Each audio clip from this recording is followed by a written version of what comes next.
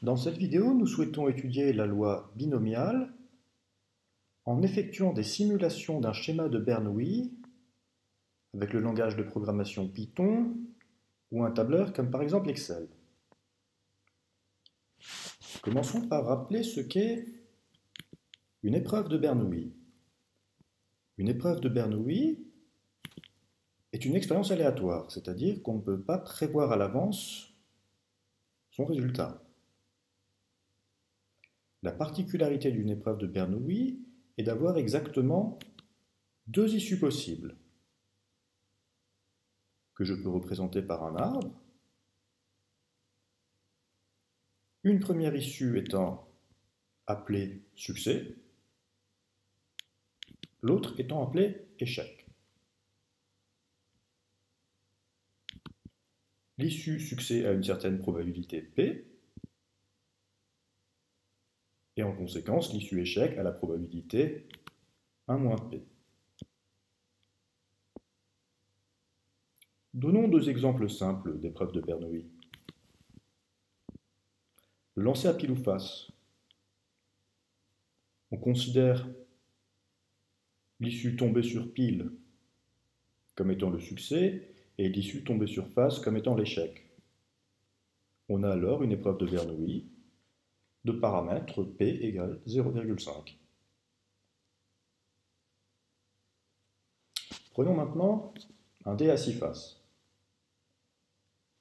On considère le succès comme étant le fait de tomber sur la face numéro 6 et l'échec comme tous les autres cas. Tomber sur 1, 2, 3, 4 ou 5. On a là une épreuve de Bernoulli de paramètres P égale 1 sixième.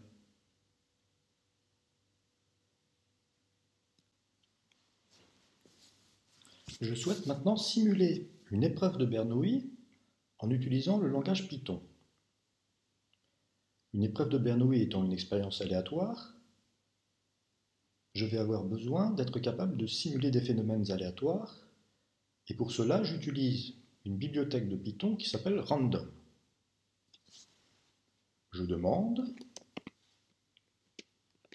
dans cette bibliothèque d'importer toutes les fonctions.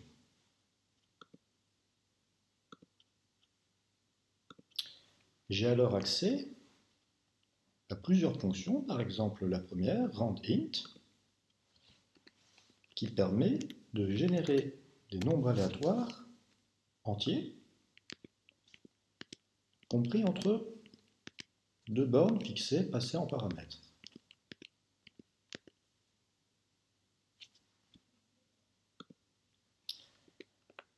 Je peux également appeler la fonction random, qui ne prend pas de paramètres, qui, elle, génère aléatoirement des nombres compris entre 0 et 1. Quelle est la probabilité que j'obtienne un nombre compris entre 0 et 1? Elle est égale à 1, car tous les nombres générés par cette fonction sont compris entre 0 et 1. Quelle est la probabilité que j'obtienne un nombre compris entre 0 et 0,5? Je vois que c'est le cas ici, ici, ici, ici et ici. Cette probabilité est en fait de 1 demi, car la fonction random renvoie avec une même probabilité un nombre compris entre 0 et 0,5 ou un nombre compris entre 0,5 et 1. Quelle est la probabilité que la fonction random me renvoie un nombre compris entre 0 et 0,3? Ça arrive ici, ici et ici. En fait, ça arrive quand ce chiffre est soit 0, 1 ou 2. Ce qui a une probabilité de 3 dixièmes, de 0,3. De manière générale, la probabilité que la fonction random me renvoie un nombre compris entre 0 et p est égal à p. Ce qui me sera très utile pour définir ma fonction épreuve de Bernoulli. Ce que je vais faire maintenant, je définis une fonction que j'appelle épreuve Bernoulli, qui prend en paramètre une probabilité P de succès. Et grâce à ce que nous venons de remarquer, je peux créer une condition dont la probabilité qu'elle soit vraie est égale à P. Cette condition est que la fonction random me retourne un nombre inférieur à P. Dans ce cas, je demande à la fonction de retourner le caractère S comme succès. Et dans le cas contraire, je demande à ce que soit retourné le caractère E comme échec. Voyons comment cela fonctionne. J'appelle la fonction épreuve de Bernoulli en passant en paramètre la probabilité de succès qui correspond au lancer à pile ou face 0,5. Et je réessaye plusieurs fois.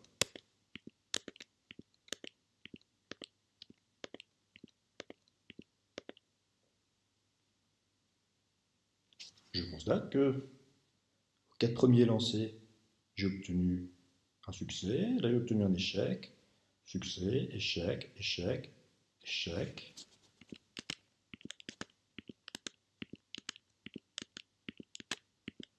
Et en moyenne,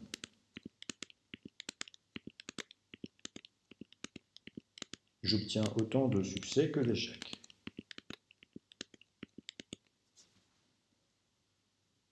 Je peux maintenant modéliser la deuxième expérience aléatoire que j'avais prise à titre d'exemple, celle qui consiste à lancer un dé à 6 faces, à appeler le succès le fait de tomber sur 6, et échec le fait de tomber sur 1, 2, 3, 4 ou 5. On a vu qu'il s'agit d'une épreuve de Bernoulli de paramètre P égale 1/6. Échec au premier lancer, échec au deuxième, échec. Ah, succès.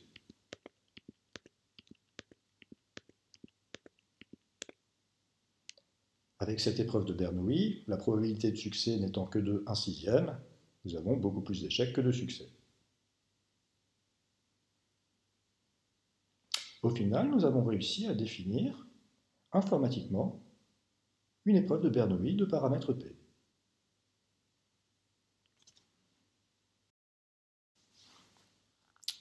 Essayons de faire la même chose dans le tableur Excel. Tout d'abord, découvrons la fonction aléa. Si j'écris égal aléa, ouvrez la parenthèse, fermez la parenthèse dans une cellule, cela me permet d'y générer des nombres aléatoires compris entre 0 et 1. La fonction aléa est l'équivalent dans Excel de la fonction random.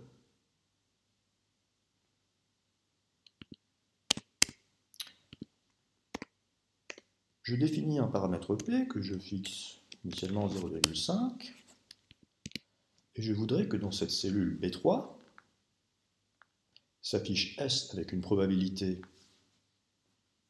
donnée par cette cellule, B1, ou E avec une probabilité de 1-P. De même que dans Python, je vais utiliser une instruction conditionnelle égale si le nombre aléatoire compris entre 0 et 1 est strictement inférieur à cette valeur de P, alors j'affiche S, sinon j'affiche E. Regardons ce qui se passe si je demande à la feuille de calcul de se recalculer plusieurs fois.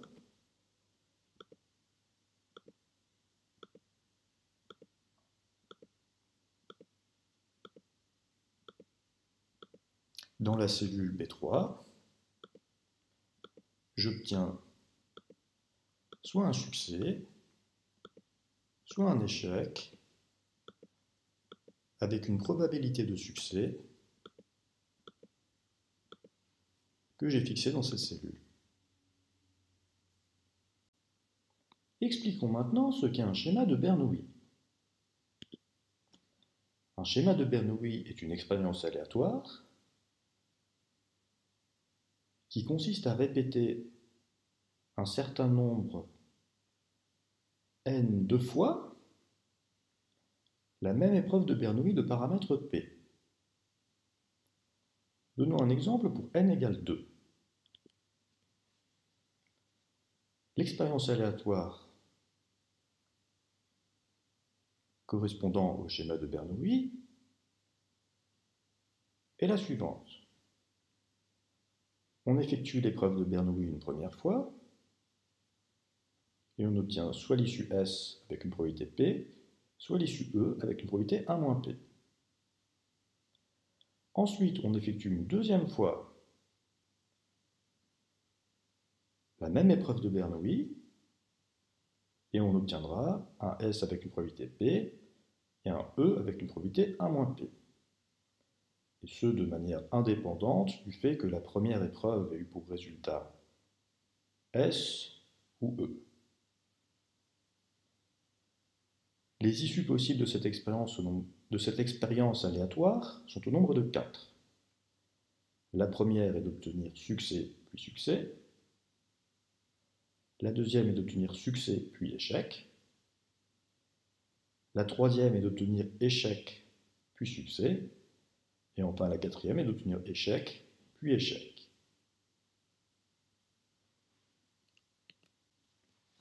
Voyons maintenant comment simuler un schéma de Bernoulli dans le tableur. Nous avions déjà simulé une épreuve de Bernoulli dans la cellule B3. Et si je souhaite maintenant simuler un schéma de Bernoulli de paramètres par exemple n égale 10, c'est-à-dire qui consiste à répéter 10 fois de suite l'épreuve de Bernoulli, je peux étirer cette formule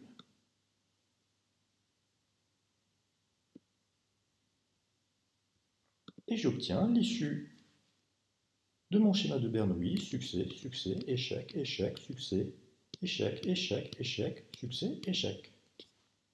Si je demande à la feuille de calcul de se recalculer,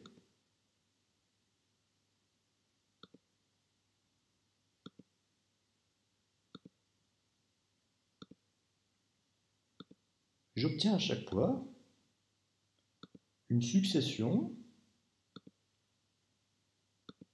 de 10 issues qui sont soit le succès, soit l'échec. L'issue du schéma de Bernoulli étant constituée finalement d'une suite de lettres qui forment en quelque sorte un mot qui ne contient que les lettres S et E et qui est écrit avec 10 lettres.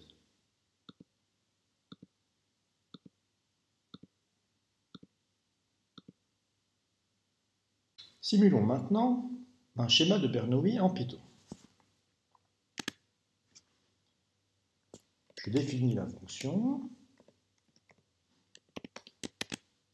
schéma Bernoulli qui prend en paramètre le nombre n de répétitions de l'épreuve de Bernoulli et la valeur P de la probabilité de succès de l'épreuve de Bernoulli dont la répétition n fois constitue le schéma de Bernoulli.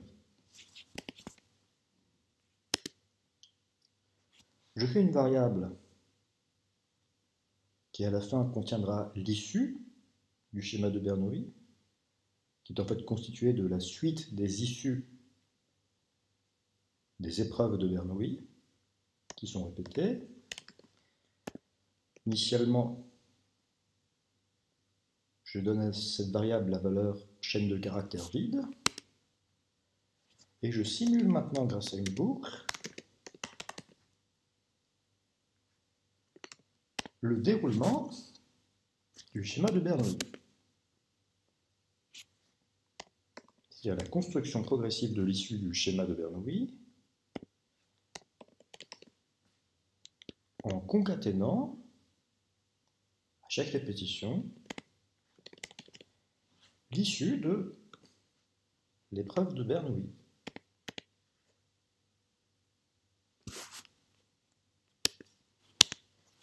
Je demande à la fonction de retourner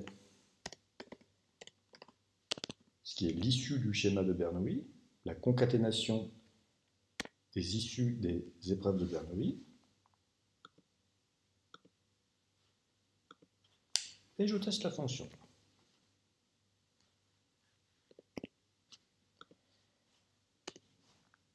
Prenons un schéma de Bernoulli qui consiste à répéter 10 fois l'expérience de Bernoulli où la probabilité de succès est 0,5. Et je peux obtenir cette issue. Je peux recommencer.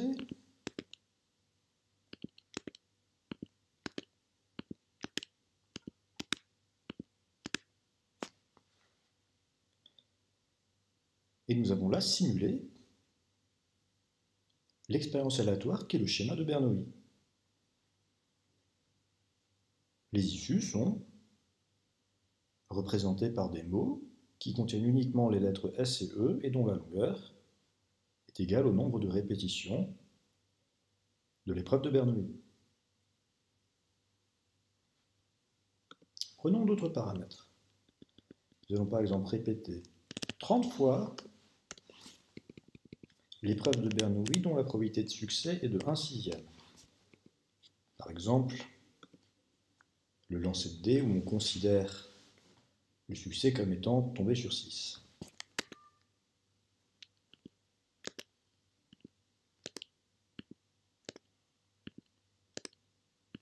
Là encore, je peux simuler ce schéma de Bernoulli. Intéressons-nous maintenant au nombre de succès dans une issue d'un schéma de Bernoulli. De manière plus formelle, considérons la fonction grand X qui a une issue d'un schéma de Bernoulli associe le nombre de fois où y apparaît le succès. Prenons l'exemple du schéma de Bernoulli de paramètre n égale 2 que nous avons ici. L'univers des issues possibles contient 4 éléments. Succès, succès, succès, échec, échec, succès ou échec, échec. L'image de l'issue succès, succès par x, qui compte le nombre de succès dans cette issue, est 2. L'image de l'issue SE est 1, puisqu'il y a un succès dans cette issue. L'image de l'issue ES est elle aussi 1, car il y a exactement un succès dans cette issue. Et enfin, l'image de l'issue échec-échec par x est 0, car dans cette issue, il n'y a aucun succès. Revenons à notre feuille de calcul, dans laquelle nous avons simulé un schéma de Bernoulli. Je souhaite que s'affiche dans cette cellule le nombre de fois qu'apparaît le succès dans cette issue. Pour cela, j'introduis la formule égale nb.si, j'ouvre la parenthèse, je sélectionne la plage de données dans laquelle je veux compter le nombre de S, et je précise que ce que je souhaite compter, ce sont les S. J'en obtiens 6. Effectivement, 1, 2, 3, 4, 5, 6. Et si je relance le calcul de la feuille de calcul, ce qui revient à simuler le schéma de Bernoulli, j'obtiens cette fois-ci 5 succès, 4 succès, 4 succès encore, 8 succès, 1, 2, 3, 4, 5, 6, 7, 8. Et je peux donc simuler un schéma de Bernoulli et calculer automatiquement le nombre de succès correspondant à l'issue donnée par la simulation. Comptons de même avec Python le nombre de succès dans l'issue d'un schéma de Bernoulli. Cela, je définis une fonction que j'appelle bSuccès, qui prend en paramètre une issue d'un schéma de Bernoulli qui est la concaténation d'issues d'épreuves de Bernoulli. Je crée un compteur que j'initie à 0. Et pour tout caractère dans le mot constitutif de l'issue du schéma de Bernoulli, je regarde si ce caractère est égal à S. Et si c'est le cas, j'incrémente le compteur. Enfin, je demande à cette fonction de retourner le décompte. Commençons par générer une issue de mon schéma de Bernoulli que je vais appeler S égale schéma de Bernoulli. On va choisir un paramètre n égale à 10, un paramètre p égale à 0,5. Et dans la variable s, j'ai donc maintenant cette issue. Je souhaite vérifier que la fonction que je viens de créer fonctionne en demandant le nombre de succès qu'il y a dans cette issue. Et il me dit 6. 1, 2, 3, 4, 5, 6. Effectivement, cela fonctionne. Revenons à notre feuille de calcul. On aimerait se faire une idée de la probabilité d'obtenir tel ou tel nombre de succès dans une issue d'un schéma de Bernoulli. Ce que nous pouvons faire,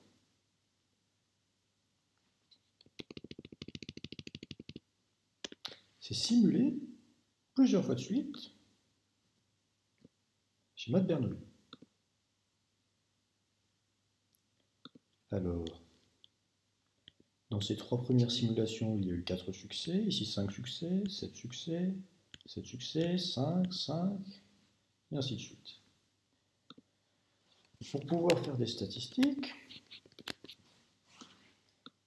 je vais faire un très grand nombre de simulations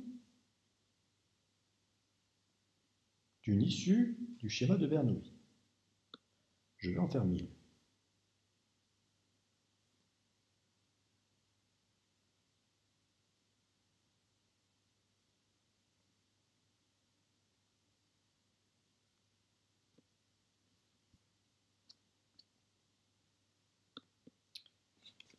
Cela, je n'ai qu'à étirer ces formules.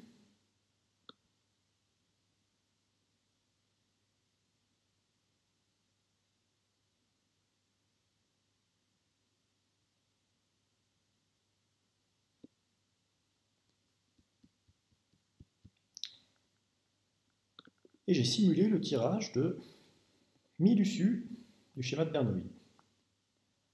Je souhaite maintenant analyser ces résultats. Je sais qu'il peut y avoir soit 0 succès, soit 1 succès, soit 2 succès, soit ainsi de suite, jusqu'à 10 succès dans l'issue d'un schéma de Bernoulli. Et je voudrais savoir, dans ces 1000 simulations, combien ont donné une issue avec 0 succès, combien ont donné une issue avec 1 succès, combien avec 2 succès, et ainsi de suite jusqu'à 10. Pour cela, j'utilise la formule nb.psi. Je recherche dans cette plage qui contient les nombres de succès associés à chaque issue simulée.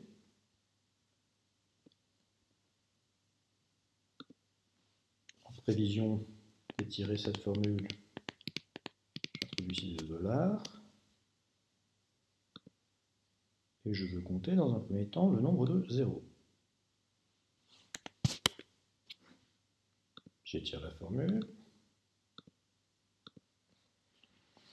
J'obtiens le résultat suivant.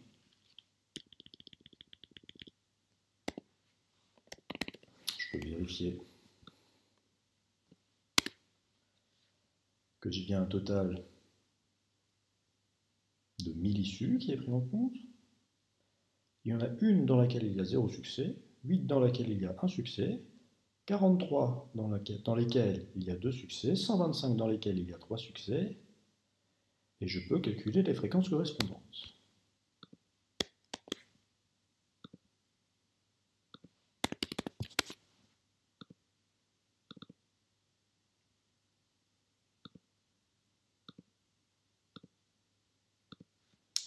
Il se trouve que dans 0,3% des simulations, nous avons eu 0 succès. Dans 1,1% des simulations, nous avons eu un seul succès. Dans 4,8% des simulations, nous avons eu 2 succès. Dans 11,9% des simulations, 3 succès. Et naturellement, c'est le nombre de succès 5 qui a été le plus fréquemment atteint avec 24,9%. On va faire un graphique.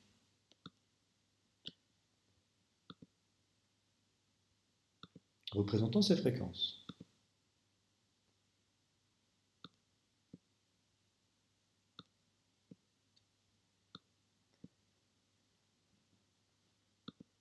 Si je demande le recalcul de la feuille de calcul, c'est-à-dire si je refais 1000 simulations du schéma de Bernoulli, ces fréquences changent.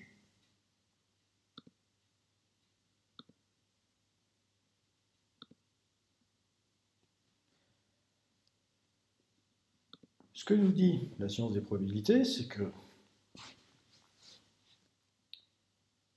ces fréquences devraient converger après un grand nombre de simulations vers les valeurs que nous donne la loi binomiale.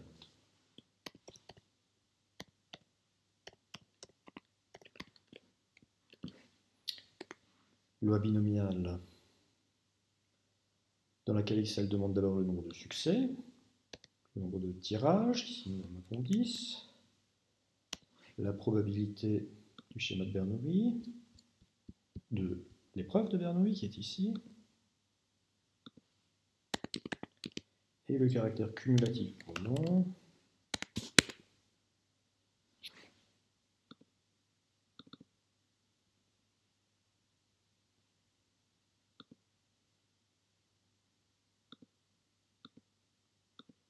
Et nous avons donc dans cette colonne les fréquences mesurées sur 1000 simulations, et dans cette colonne, les valeurs données par la loi binomiale.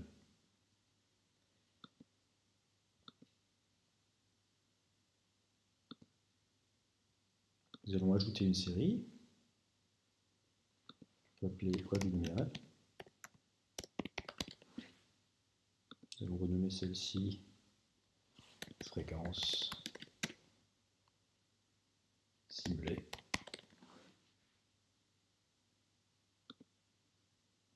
Ici, nous sélectionnons la page de données qui contient les valeurs données par la loi binomiale.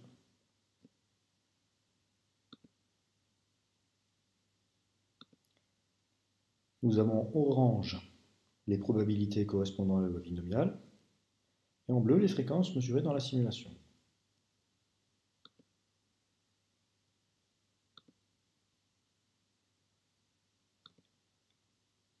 On constate que l'écart entre les fréquences mesurées sur 1000 simulations et les valeurs données par la loi binomiale, malgré le nombre relativement grand de 1000 simulations, les écarts restent importants.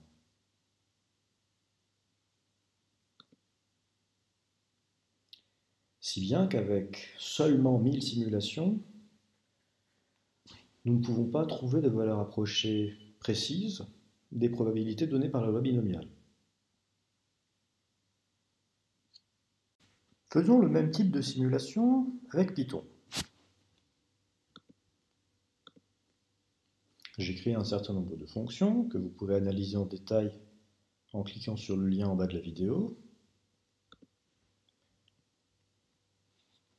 Voyons comment elle fonctionne. Alors, je vais d'abord appeler la fonction simulation schéma Bernoulli. Je demande la simulation de 100 issues d'un schéma de Bernoulli de paramètres n égale 10 et p égale 0,5. Voilà ce que j'obtiens dans S. Le nombre de succès de chacune des 100 simulations.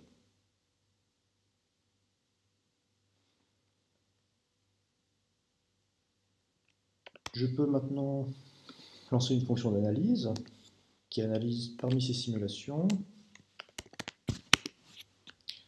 combien ont 0 succès, 1 succès, 2 succès, 3 succès, 4 succès, 5 succès, 6 succès, 7 succès, 8 succès, 9 succès et 10 succès.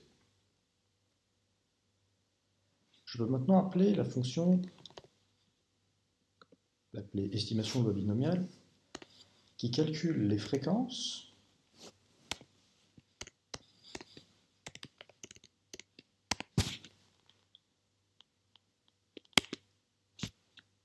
des nombres de succès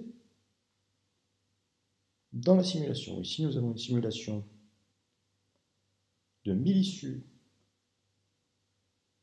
du schéma de Bernoulli. Nous avons une fréquence de 0,1% pour 0 succès, 0,7% pour 1 succès, 4,3% pour 2 succès, et ainsi de suite, jusqu'à 10 succès. Avec 1000 simulations, la précision de ces valeurs en termes d'approximation des probabilités données par la loi binomiale est la même que nous avions eue avec le tableur précédemment. On sait qu'elle est insuffisante. Essayons avec 10 000 simulations, c'est encore très rapide. 100 000 simulations,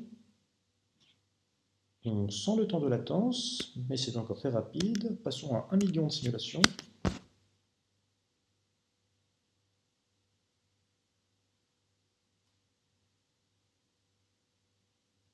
Là, il faut quelques secondes, et nous obtenons les fréquences suivantes.